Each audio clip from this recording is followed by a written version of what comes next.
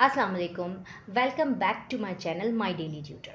आज हम first year का चैप्टर काइनेमेटिक्स चैप्टर 2 का एक टॉपिक है वेक्टर प्रोडक्ट और क्रॉस प्रोडक्ट, इसको डिस्कस करने जा रहे हैं कि वेक्टर प्रोडक्ट और क्रॉस प्रोडक्ट किसे कहते हैं। इससे पहले मैं स्केलर प्रोडक्ट किसे कहते हैं इसकी वीडियो अपने चैनल पे अपलोड कर चुकी हूँ, आप उसको देख लेंगे तो आपको थोड़ा और अच्छे से आइडिया हो जाएगा इस टॉपिक को समझने के लिए। तो खैर स्टार्ट करते हैं इसको। सबसे पहले हम वेक्टर्स की मल्टीप्लिकेशन से स्टार्ट करते हैं। मल्टीप्लिकेशन ऑफ टू वेक्टर्स, जब भी आप दो वेक्टर्स को मल्टीप्लाई करते हैं, there are two types of vector multiplication. तो दो तरह की वेक्टर मल्टीप्लिकेशन होती हैं। एक जिसमें जब आप दो वेक्टर्स को मल्टीप्लाई करें तो आपका जो जवाब है वो भी जो है वो वेक्टर आए, उसे हम कहते हैं वेक्टर मल्टीप्लिकेशन। और एक ऐसी मल्टीप्लिकेशन जिसमें जब आप दो वेक्टर्स को मल्टीप्लाई करें और आपका जो जवाब है वो आए स्केलर, तो उसे हम कहते हैं स्केलर मल्टीप्लिकेशन। फॉर एग्जांपल समझिए, देखिए सबसे पहले वेक्टर क्या होता है आपको ये पता होना चाहिए। ये हमने एक डायग्राम बनाई, ये आपका वाई एक्सिस है, ये आपका एक्स एक्सिस है। All right. अब आप एक वेक्टर बनाते हो, वेक्टर आपको पता है कि कोई भी चीज़ जिसके अंदर डायरेक्शन हो, मैग्नीट्यूड हो, यूनिट हो, उसे हम वेक्टर कहते हैं। फॉर एग्जांपल ये एक वेक्टर है फोर्स। ओके। अब आपने क्या किया, आपने एक वेक्टर है फोर्स, फोर्स को आपने डिस्प्लेसमेंट से मल्टीप्लाई कर दिया। लेट सपोज ये एक बॉडी है जिसने यहाँ से लेकर यहाँ तक डिस्टेंस कवर किया, और यहाँ से यहाँ तक जो उसको कवर किया डिस्टेंस, उसे हम डिस्प्लेसमेंट कहते हैं, डी। ठीक है। तो जब दो वेक्टर्स आपस में मल्टीप्लाई हो रहे हैं, जैसे F multiply by D, F multiply by D आपको पता है ये वर्क डन का फॉर्मूला है। तो जब फोर्स और जो फोर्स है वो डिस्प्लेसमेंट से मल्टीप्लाई होती है, जैसे कि आपको मैं इस पेज पे लिख के बताती हूँ। फोर्स है वो मल्टीप्लाई होती है डिस्प्लेसमेंट से, और आपका जवाब आता है वर्क डन। तो देखिए फोर्स जो है एक वेक्टर है, डिस्प्लेसमेंट भी एक वेक्टर है, लेकिन आपका जो इन दोनों का जवाब आ रहा है वो क्या आ रहा है, वो स्केलर आ रहा है। क्यों? क्योंकि वर्क डन एक स्केलर क्वांटिटी है जिसका जो है कोई डायरेक्शन नहीं होता। तो जब दो वेक्टर्स को मल्टीप्लाई करें और आपका जवाब स्केलर आए तो उसे स्केलर क्वांटिटीज़ कहते हैं। और जब आप दो वेक्टर्स को मल्टीप्लाई करें, जैसे कि फॉर एग्जाम्पल टॉर्क का फॉर्मूला देख लेते हैं। आपको पता है टॉर्क, टॉर्क किसके बराबर होता है? टॉर्क बराबर होता है position vector multiply by force. ठीक है। फोर्स भी एक वेक्टर है, फोर्स को मल्टीप्लाई करते हैं आप पोजीशन वेक्टर से, तो पोजीशन वेक्टर भी एक जो है वेक्टर है। अब आपको पता है इन दोनों का जवाब जो टॉर्क आता है, टॉर्क क्या होता है? किसी भी चीज़ का टर्निंग इफेक्ट। जब भी आप किसी चीज़ पे फोर्स लगाएं और उसके अंदर टर्निंग इफेक्ट आ जाए, उसे हम कहते हैं टॉर्क। तो टॉर्क जो है एक वेक्टर क्वांटिटी है। क्यों? क्योंकि इसके अंदर डायरेक्शन आता है, या तो आपका क्लॉकवाइज होता है या आपका एंटी क्लॉकवाइज होता है। तो जब आपने दो वेक्टर्स को आपस में मल्टीप्लाई करवाया और आपका जवाब भी वेक्टर आया, तो ऐसी तरह की कंडीशन को जो है हम वेक्टर और क्रॉस प्रोडक्ट कहते हैं। यानी कि दो वेक्टर्स को मल्टीप्लाई करवाने पे जवाब वेक्टर, तो वेक्टर प्रोडक्ट। और दो वेक्टर्स को मल्टीप्लाई करने पे जवाब जो है वो स्केलर, तो this is called scalar product. Scalar product मैं पहले डिस्कस कर चुकी हूँ। आज हम वेक्टर प्रोडक्ट के तमाम करेक्टरिस्टिक्स, इसका फॉर्मूला, एग्जाम्पल, ये सब चीज़ें जो है वो डिस्कस करेंगे। तो ये वेक्टर प्रोडक्ट की एग्जांपल हो गई, ये इसका जो है वो डेफिनेशन हो गई। अब इसके फॉर्मूला की तरफ चलते हैं। अच्छा जी, फॉर्मूला क्या है? जो वेक्टर प्रोडक्ट्स हैं इसको हम क्रॉस प्रोडक्ट भी कहते हैं। क्यों? क्योंकि ये जो है वो दो वेक्टर्स के बीच में मल्टीप्लाई करके शो किया जाता है। जैसे फॉर एग्जांपल एक वेक्टर है ए जो मल्टीप्लाई हो रहा है वेक्टर बी से। ठीक है। तो जब स्केलर प्रोडक्ट था वो डॉट से शो किया जाता है, और वेक्टर प्रोडक्ट जो है वो दो वेक्टर्स के बीच में मल्टीप्लाई के साइन से शो किया जाता है। और आपने इसका जवाब जब लिखेंगे तो आप क्या करेंगे, ए मल्टीप्लाई बाय बी, और ये जो क्रॉस है इसको हटा के आप लगा देंगे साइन थीटा, क्योंकि दो वेक्टर प्रोडक्ट के अंदर साइन थीटा का जो है वो एंगल इस्तेमाल किया जाता है। तो ये इसका फॉर्मूला हो गया कि जब आप दो वेक्टर्स को आपस में मल्टीप्लाई करते हैं, क्रॉस प्रोडक्ट निकालते हैं, तो उसका फॉर्मूला होता है ए भी साइन थीटा। ओके जी, अब हम इसके कुछ करेक्टरिस्टिक्स डिस्कस कर लेते हैं कि वेक्टर प्रोडक्ट के करेक्टरिस्टिक्स क्या हैं। ठीक है जी। तो जब बात करते हैं करेक्टरिस्टिक्स में, तो सबसे पहले हम देखते हैं कि इसकी डायरेक्शन, वेक्टर क्वांटिटीज़ में डायरेक्शंस किस तरह से निकाली जाती हैं। तो डायरेक्शन की सबसे पहली हमारी करेक्टरिस्टिक्स है कि वेक्टर क्वांटिटीज़ में किस तरह से डायरेक्शन निकाली जाती है। तो देखिए वेक्टर क्वांटिटीज़ के अंदर डायरेक्शन निकालने के लिए एक रूल इस्तेमाल होता है जिसे हम कहते हैं राइट हैंड रूल। तो इसे हम लिख लेते हैं अपने पास। तो डेफिनेशन अपने अपनी लिख ली है। Direction of vectors can be determined by using right hand rule. आप वेक्टर की डायरेक्शन जो है वो डिटरमाइन कर सकते हैं राइट हैंड रूल की मदद से। For the purpose join the tail of the vector A with the vector B and curl the fingers of right hand from A to B keeping the thumb erect. आपको इसके लिए क्या करना होगा, इसको मैं आपको डायग्राम बना के शो करती हूँ कि इसमें किस तरह से होता है। आपने क्या करना है, सबसे पहले अपने जो है एक्सेस बनाते हैं। देखिए हमारे पास ना 3 तरह के एक्सेस होते हैं। एक होता है हमारा वाई एक्सेस जो कि बिल्कुल ऐसे स्ट्रेट सीधा होता है, ओके। एक होता है हमारा एक्स एक्सेस इस तरह से, एक ये हमारा एक्स एक्सेस है, ओके, ये वाई एक्सेस है। एक होता है हमारा जेड एक्सेस। अच्छा जेड एक्सेस किस तरह से होता है, जेड एक्सेस आपको पता है कि ये सामने की तरफ होता है, जेड एक्सेस इस तरह से होता है। लेकिन हम इसको इस तरह के डायग्राम तो बना नहीं सकते, तो हम इसे इस तरह से शो करेंगे कि ये हमारा जेड एक्सेस है, या ठीक है, ये पूरा इस तरह से जेड एक्सेस होता है। अगर इस तरह से हमारा एक्स एक्सेस है, वाई एक्सेस है सामने, और यू में हमारा एक्स एक्सेस है, तो ये जो इस तरह से अंदर की साइड पे जा रहा है ये हमारा जेड एक्सेस है, ठीक है। इनवर्ड और आउटवर्ड ये हमारा एक जेड एक्सेस है। अच्छा जी, अब हम क्या करते हैं, हमने वेक्टर की डायरेक्शन मालूम करनी है। तो फर्स्ट कर लेते हैं कि हम जो हमारा वेक्टर है, फॉर एग्जांपल हमारा एक वेक्टर है ए।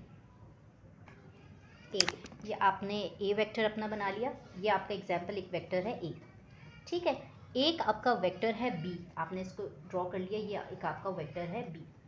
जब ये आपस में मल्टीप्लाई हो रहे हैं, जो इसका रिजल्ट है वो आपका शो होगा वाई एक्सिस पे। क्यों? क्योंकि हमेशा स्केलर वेक्टर प्रोडक्ट के अंदर आपका जो डायरेक्शन है सी का, वो हमेशा परपेंडिकुलर होता है बाकी दो वेक्टर्स के। इसमें हम राइट हैंड रूल किस तरह से अप्लाई करते हैं, ये आपका ए वेक्टर है, ये आपका बी वेक्टर है। आपने क्या करना है, आपने इसको फिंगर्स की मदद से इसको शो करना है कि आपका सी वेक्टर कैसे बनेगा।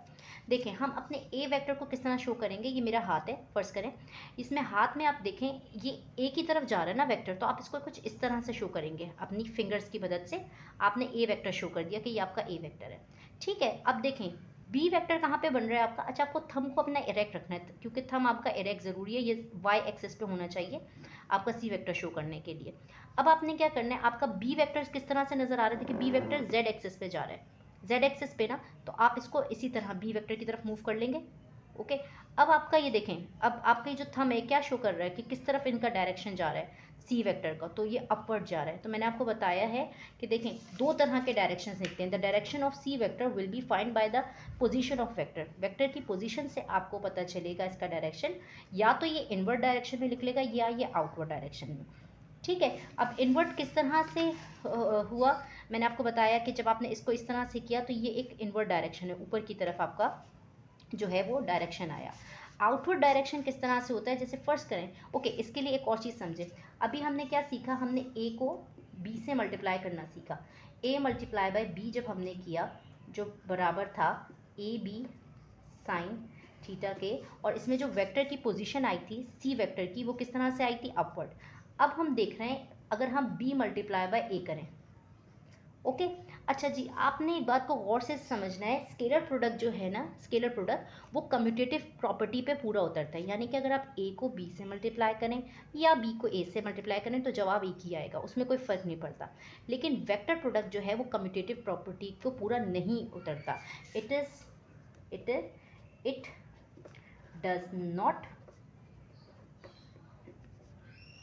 follow it does not follow the law of commutative property। ये कम्यूटेटिव प्रॉपर्टी की लॉ को फॉलो नहीं करता। यानी कि अगर आप ऑर्डर चेंज करते हैं ए मल्टीप्लाई बाय बी, तो वो बराबर नहीं होगा बी मल्टीप्लाई बाय ए के, ओके।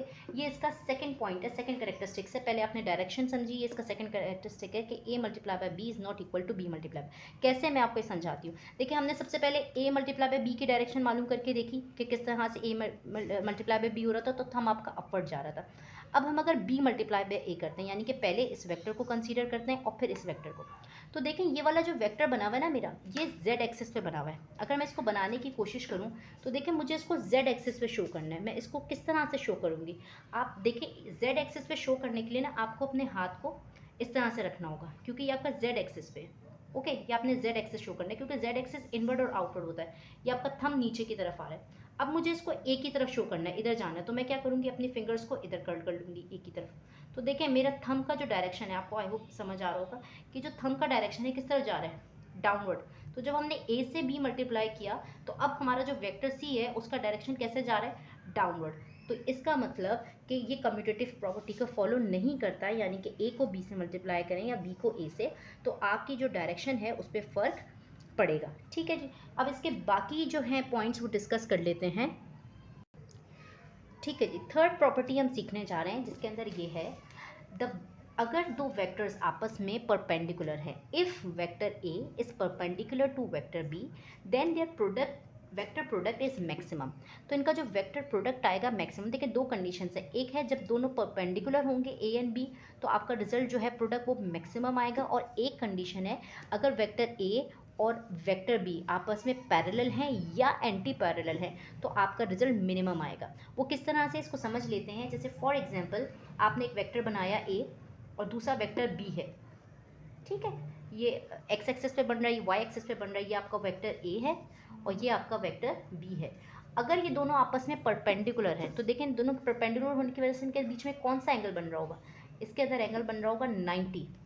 ओके, तो हम इसको लिख लेते हैं ए मल्टीप्लाई बाय बी, और अगर ए बी आपस में पैरेलल हैं तो ये हो जाएगा ए बी साइन थीटा, और ए मल्टीप्लाई बाय बी, और हमें पता है कि ए बी इसके अंदर जो थीटा आ रहा है साइन थीटा वो कितना आ रहा है, साइन 90। ठीक है, और साइन 90 आपको पता है, याद रखें साइन 90 जो है वो 1 के बराबर होता है। तो जब आप इसको साइन 90 की वैल्यू पुट करते हैं 1, तो ए बी जब 1 से मल्टीप्लाई होगा तो इसका जवाब क्या आ जाएगा, इसका जवाब वही आ जाएगा, ए बी मल्टीप्लाई होके is equals to A B आ जाएगा। ओके, क्योंकि साइन 90 की वैल्यू होती है 1। तो देखें आपका प्रोडक्ट जो है वो मैक्सिमम आ गया, इससे बड़ी कोई वैल्यू नहीं है। देखिए तीन तरह की कंडीशन हो सकती है ना, या तो वो पैरेलल होंगे दो वेक्टर्स एक दूसरे के, या एंटी पैरेलल होंगे, या परपेंडिकुलर। तो जब भी परपेंडिकुलर होंगे तो आपका जवाब मैक्सिमम आएगा, प्रोडक्ट मैक्सिमम आएगा। क्यों, क्योंकि उसके बीच में 90 का एंगल बन रहा है और 90 का एंगल 1 के बराबर होता है। और अगर एंटी पैरेलल होंगे या पैरेलल होंगे तो जो आपका जवाब है वो मिनिमम आएगा। क्यों, इसको भी समझ लेते हैं। फॉर एग्जांपल दो वेक्टर्स हैं, जैसे इसकी डायग्राम देख लें, ये ए एंड बी, या तो ये एक दूसरे के ए और बी, या तो ये दोनों एक दूसरे के एंटी पैरेलल हैं, और ए और बी या तो ये एक दूसरे के क्या हैं, या तो ये दोनों पैरेलल हैं या एंटी पैरेलल हैं, तो आपका जवाब मिनिमम आएगा। किस तरह से, for example A cross B is equals to A B sine theta. अगर ये दोनों आपस में पैरेलल हैं, ओके, तो ये हो जाएगा ए बी साइन, पैरेलल का मतलब है इनके बीच में कोई एंगल नहीं है तो साइन 0 हो जाएगा, और साइन 0 जो है वो बराबर होता है 0 के। तो जब आप ए बी को 0 से मल्टीप्लाई करेंगे तो आपका पूरा जवाब क्या आ जाएगा, आपका पूरा जवाब आ जाएगा 0। तो जब आप पैरेलल वेक्टर्स को लेते हैं तो आपका जवाब आता है 0। ठीक है, इसी तरह से 180 का भी चेक कर लेते हैं। अगर आप ए क्रॉस बी कर रहे हैं और आपके बीच में अभी एंगल है 80 डिग्री का, 180 डिग्री का, तो हमें पता है 180 डिग्री का जो भी एंगल है वो भी बराबर होता है 0 के। तो जब आप ए बी को भी 0 से मल्टीप्लाई करते हैं अगेन तो आपका पूरा जवाब आ जाता है 0। इसका मतलब है जब भी आप पैरेलल या एंटी पैरेलल वेक्टर्स को आपस में मल्टीप्लाई करते हैं तो जो आपका जवाब आता है वो आता है मिनिमम। ठीक है, नेक्स्ट प्रॉपर्टी को डिस्कस करते हैं। अच्छा, उससे पहले आपको छोटी सी चीज़ समझनी होगी, हम जो डिस्कस करने जा रहे हैं वो यूनिट वेक्टर्स की मल्टीप्लिकेशन को डिस्कस करने जा रहे हैं। तो यूनिट वेक्टर क्या होता है, देखें ऐसे वेक्टर्स जिनका जो मैग्नीट्यूड हो, जिनकी जो लेंथ हो, मैग्नीट्यूड हो वो 1 हो, उसे हम कहते हैं यूनिट वेक्टर्स। तो अगर हम दो यूनिट वेक्टर्स को मल्टीप्लाई करते हैं तो आपका जवाब किस तरह का आएगा, हम इस चीज़ को समझते हैं। तो देखिए जी, इसको स्टार्ट करते हैं। सबसे पहले मैं एक डायग्राम ड्रॉ कर लेती हूँ। देखिए ये आपका वाई एक्सिस है, ये आपका जो है एक्स एक्सिस है, और एक एक्सिस जो मैंने आपको बताया जो इनवर्ड और आउटवर्ड होता है उसे हम कहते हैं जेड एक्सिस। ठीक है, एक्स एक्सिस पे जितने भी वेक्टर्स बनते हैं उसको हम आई से डिनोट करते हैं, और वाई एक्सिस पे जो बनते हैं उन्हें हम जे से डिनोट करते हैं, और जेड एक्सिस पे जो बनते हैं उसको हम के से डिनोट करते हैं। ओके, तो अच्छा जी, अब दो तरह से वेक्टर्स की मल्टीप्लिकेशन हो सकती है, या तो दोनों सेम वेक्टर्स हों, सेम प्लेन पे बनने वाले हों, जैसे कि आई मल्टीप्लाई बाय आई, दोनों वेक्टर्स एक दूसरे से पैरेलल हों, आई मल्टीप्लाई बाय आई, या के मल्टीप्लाई बाय के, दोनों पैरेलल, या जे मल्टीप्लाई बाय जे, दोनों पैरेलल, या तो हो सकते हैं परपेंडिकुलर, जैसे जे आई से मल्टीप्लाई हो रहा हो, तो आप ये देखें ये एक दूसरे के परपेंडिकुलर है, जे और आई या जे और के, ये आपस में परपेंडिकुलर वेक्टर्स हैं। तो या तो जो है दो पैरेलल वेक्टर्स मल्टीप्लाई हो सकते हैं यूनिट वेक्टर्स, या दो जो हैं वो परपेंडिकुलर वेक्टर्स मल्टीप्लाई करते हैं। तो सबसे पहले हम पैरेलल वेक्टर्स का जवाब देखते हैं। Vector product of same unit vectors, vector product of same unit vectors. अगर हम सेम यूनिट वेक्टर्स लेते हैं, जैसे कि आई मल्टीप्लाई बाय आई हो, या जे मल्टीप्लाई बाय जे हो, या के मल्टीप्लाई बाय के हो, तो देखें अगर हम इनको हटाते हैं तो ये आई मल्टीप्लाई बाय आई ये आ जाएगा साइन थीटा, इसी तरह से J multiply by J sine theta, और इसी तरह से K multiply by K sine theta. अगर ये आपस में सेम यूनिट वेक्टर्स हैं और ये आपस में पैरेलल हैं तो होगा क्या, देखिए पैरेलल होने की वजह से इनके बीच में एंगल क्या आएगा, इनके बीच में ज़ीरो का एंगल होगा। और आपको पता है कि साइन ज़ीरो जो है वो साइन थीटा ज़ीरो जो है वो बराबर होता है ज़ीरो के, ठीक है। तो अगर आप इनके बीच में एंगल ज़ीरो कर देते हैं तो ज़ीरो से मल्टीप्लाई होने की वजह से ये पूरी चीज़ ज़ीरो हो जाएगी, ओके। तो इसका मतलब जो वेक्टर प्रोडक्ट है पैरेलल यूनिट वेक्टर्स का वो हमेशा ज़ीरो आता है। इसका जवाब होगा, ठीक है, इसका जवाब होगा the vector product of same unit vectors या पैरेलल वेक्टर्स और parallel vectors is always zero. अच्छा जी, अब हम सीखने जा रहे हैं vector product of two different vectors along X Y and Z axes. अगर हम वेक्टर प्रोडक्ट निकाल रहे हैं दो डिफरेंट वेक्टर्स का एक्स वाई जेड एक्सेस पे, तो अभी हमने एक्सेस बना के सीख लिया कि जो है आपका, दोबारा से डायग्राम बना देती हूँ ताकि आपको उसको समझने में आसानी हो। ये आपका एक्स एक्सेस है, ये आपका वाई एक्सेस है, और ये वाला जो है ये आपका जेड एक्सेस है, ठीक है। एक्स एक्सेस पे शो होने वाले वेक्टर्स को हम आई से शो करते हैं, वाई पे जो है वो जे से शो करते हैं, और जेड के जो हैं वो के से शो करते हैं। तो अगर आपने दो वेक्टर्स को मल्टीप्लाई किया, जैसे आपने परपेंडिकुलर वेक्टर्स को मल्टीप्लाई किया ए एंड बी, तो मैंने आपको अभी पीछे जो है डायरेक्शंस अभी थोड़ी देर पहले समझाई थी कि जब भी आप दो वेक्टर्स को मल्टीप्लाई करें तो इसमें जवाब में क्या होता है, थर्ड वेक्टर निकलता है। यानी कि अगर आपने आई और जे को मल्टीप्लाई किया तो इसका जो जवाब है वो किस में निकलेगा, वो के पे निकलेगा, थर्ड वेक्टर पे निकलेगा। तो इसी तरह से आपने ये याद रखना है कि अगर आप आई एंड जे को मल्टीप्लाई कर रहे हैं तो आपका जवाब निकलेगा के, अगर आप जे और के को मल्टीप्लाई कर रहे हैं तो आपका जवाब निकलेगा आई, अगर आप आई और के को मल्टीप्लाई कर रहे हैं तो आपका जवाब निकलेगा जे। क्यों, क्योंकि मैं आपको अभी डायरेक्शंस के अंदर समझा चुकी हूँ। मैं आपको डायरेक्शन वाला पेज दोबारा से दिखा भी देती हूँ कि डायरेक्शन में होता क्या है कि हमेशा आपका थर्ड वेक्टर जो है वो जवाब होता है। देखें अभी मैंने बताया था, तो डायरेक्शन ऑफ सी जो है वो आपका जवाब होता है, जो कि या तो इनवर्ड होता है या अपवर्ड होता है। जैसे कि हमने अभी फिंगर से शो किया था कि अगर आपका एक वेक्टर ए है और एक वेक्टर बी है, तो ये जो सी वाला है जो वाई एक्सिस पे बन रहा है, या तो वाई एक्सिस पे बन रहा है, वो जेड एक्सिस पे जिस पे भी बन रहा है, वो आपका थर्ड वेक्टर शो करेगा। तो और वो हमेशा परपेंडिकुलर होगा बाकी दो वेक्टर्स के, ठीक है। तो ये हो गया। एक और कंडीशन क्या होती है कि अगर आप ऑर्डर पेयर चेंज कर देते हैं, जैसे फॉर एग्जांपल अगर आप जे को मल्टीप्लाई कर देते हैं आई से, या आप के को मल्टीप्लाई कर देते हैं जे से, या आप के को मल्टीप्लाई कर देते हैं आई से, आपने ऑर्डर पेयर जो है वो चेंज कर दिया। देखें आई मल्टीप्लाई बाय जे हो रहा था, आपने जे मल्टीप्लाई बाय एक आई कर दिया, कि जे मल्टीप्लाई बाय के हो रहा था, आपने के मल्टीप्लाई बाय जे कर दिया। तो ऐसी सूरत में होगा क्या, ऐसी सूरत में आपका जो आंसर है वो माइनस में आएगा। क्यों, क्योंकि हमने अभी एक कम्यूटेटिव प्रॉपर्टी पढ़ी, वो क्या कहती है कि ऑर्डर पेयर चेंज करने से जवाब सेम नहीं आता, ऑर्डर पेयर चेंज करने से जवाब जो है वो अपोजिट हो जाता है। जैसे for example I multiply by J का जवाब के था, तो जे मल्टीप्लाई बाय ए का जवाब माइनस के होगा। जे मल्टीप्लाई बाय के का जवाब अगर आई था तो के मल्टीप्लाई बाय जे का जवाब माइनस आई होगा। आई मल्टीप्लाई बाई के का जवाब अगर जे था तो के मल्टीप्लाई बाई आई का जवाब माइनस जे होगा। क्यों? क्योंकि आपने कम्यूटेटिव लॉ पढ़ी है कि वेक्टर क्वांटिटीज़ में कम्यूटेटिव लॉ अप्लाई नहीं होती। इसमें वेक्टर्स का ऑर्डर चेंज करने से बिल्कुल जवाब ही अलग हो जाता है। ठीक है, जैसे हमने किया था डायरेक्शन के अंदर कि जब हम ए को बी से मल्टीप्लाई कर रहे थे तो हमारा इस तरह से वेक्टर जो है वो थर्ड वेक्टर जा रहा था, और अगर हमने बी पहले ड्रॉ किया था, इस तरह से बी पहले ड्रॉ किया था देन ए, और फिर जब मल्टीप्लाई किया तो ये हमारा नीचे जा रहा था। तो ऑर्डर पेयर चेंज करने से आपके डायरेक्शन चेंज हो जाता है। आई होप आपको वीडियो पसंद आई होगी। प्लीज़ अगर चैनल सब्सक्राइब करें, शेयर करें, और पसंद आए तो शेयर करें। Thank you. अल्लाह हाफ़िज़।